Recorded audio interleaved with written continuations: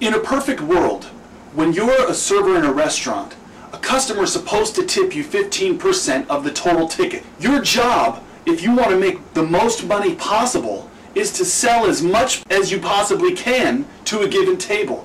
Every table, every shift. That's where you'll maximize your tips. Well, how do you learn how to sell if you don't know how to sell? If your restaurant doesn't particularly teach you how to sell, and they just teach you how to place an order, or take an order, run it into the computer, get it from the kitchen, and bring it to the table, you hope that a customer is going to spend a lot of money, like you enough, or like your service enough, that they're going to tip you fairly, or profitably. Watch, this is what usually happens.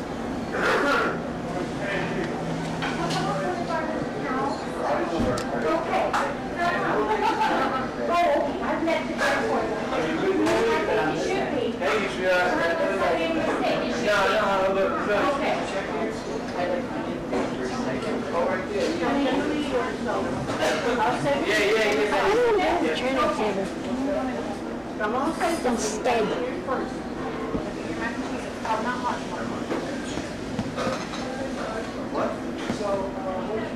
Over here to hello.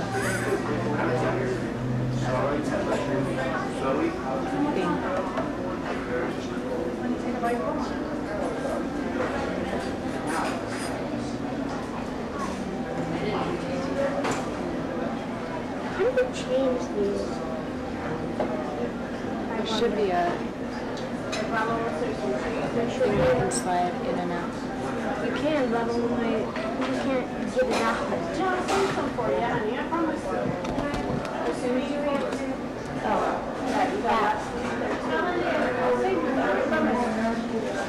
Cool. Hold on.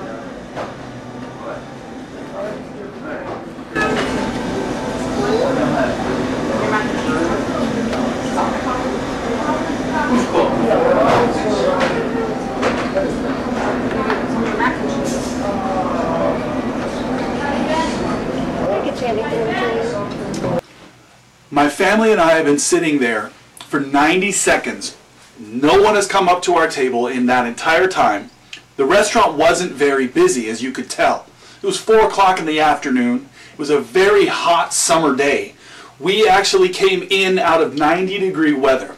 And the hostess is the first woman who approached us, comes up and says, "Can I get you anything to drink?"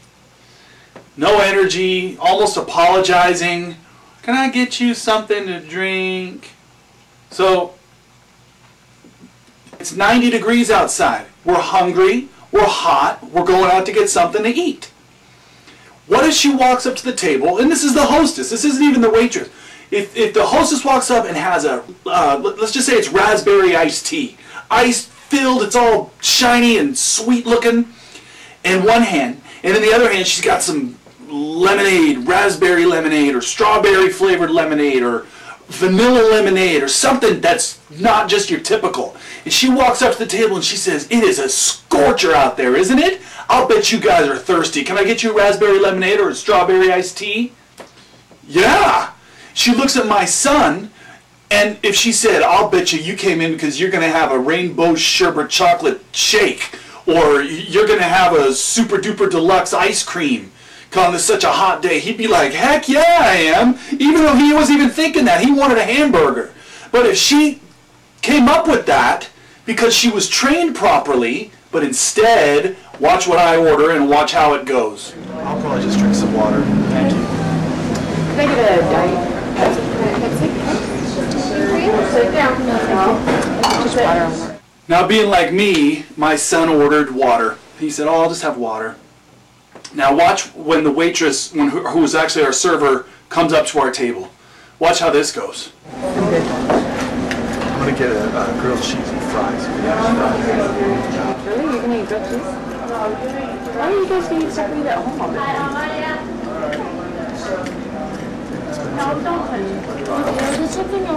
No, you can eat hamburger. What do you have on? Yeah, good guns. Do you need a minute to decide? No, I think we're good. Paula, you tell her what you want. Hamburger and fries. You want cheese on that? Yes, please. Some for you. I'm gonna just stick with the drink. Can I have a grilled cheese with some French fries? On white meat, sourdough, or dry bread? Wheat, please. Okay. mac and cheese is fine? That's good. Okay. Thanks very much. How do you think that went? She got our order. Let's look at it from the beginning. I already decided I was in the mood for a grilled cheese. So I make up my mind, I'm going to have grilled cheese. Telling my wife about it, my son saying, oh, maybe I can get something else. We're engaged with each other at the table now. And here she comes and interrupts. Hi, how are you? She talks over my son who's talking to my wife. Hi, how are you? Fine, how are you? You know, great. Do you need a minute? No, we've been here a while now. What can I get you?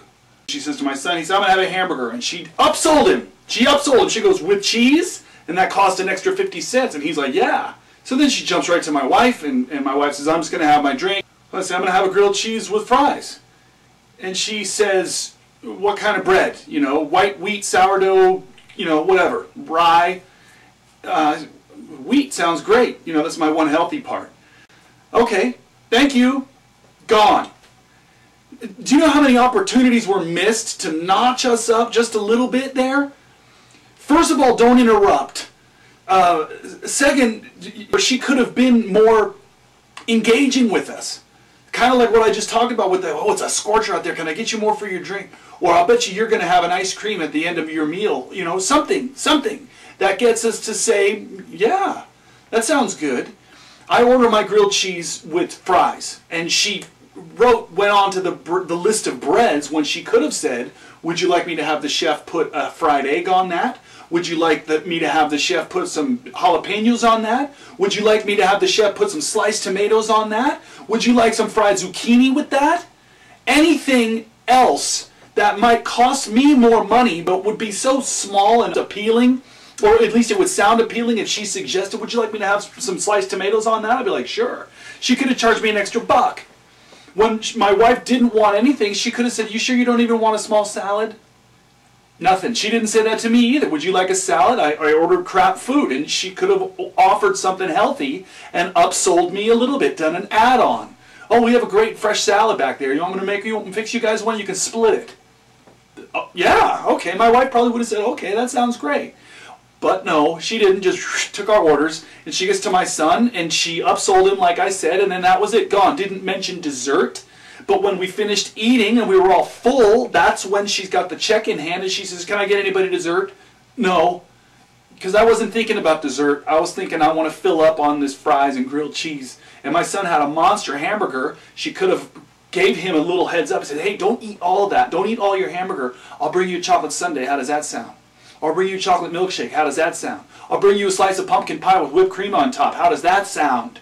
Anything but nothing. And that happens all the time at restaurants. It drives me crazy. It drives me so crazy that I decided to write a book.